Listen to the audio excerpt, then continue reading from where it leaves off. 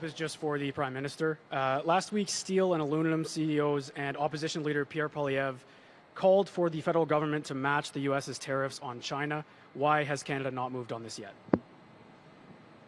Well, first of all, it's a bit of a joke that Poilievre is suddenly talking about workers in the auto industry.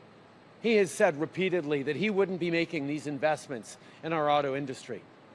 He wouldn't have invested. He'd be cutting our investments in EVs, in building an extraordinary EV supply chain in Canada, something that we've been doing as a government in partnership with the Government of Ontario and others right across the country over the past 4 years in a deliberate strategy.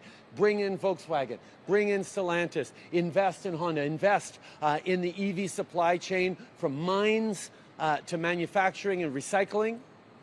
We have been there every step of the way, and the federal Conservatives continue to say they'd cut it all. They don't support it. They don't believe in investing in Canadian workers. So him to suddenly turn around and say, oh, we're worried about EVs, that's baloney. He's looking for a political angle because that's all he does.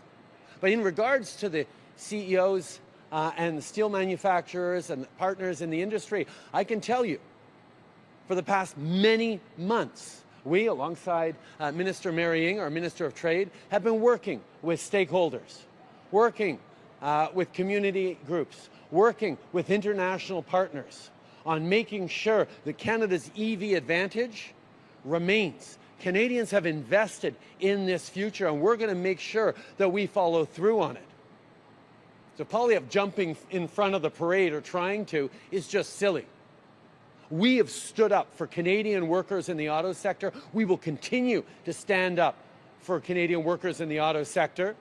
We will continue to make sure that we're using all necessary tools to drive a greener, cleaner economy, which means great manufacturing jobs here in Canada, more opportunities for Canadians. This is a conversation that we've been having for months, and we will continue to have to make sure these investments we're making that Poilievre would cut are well protected for the future.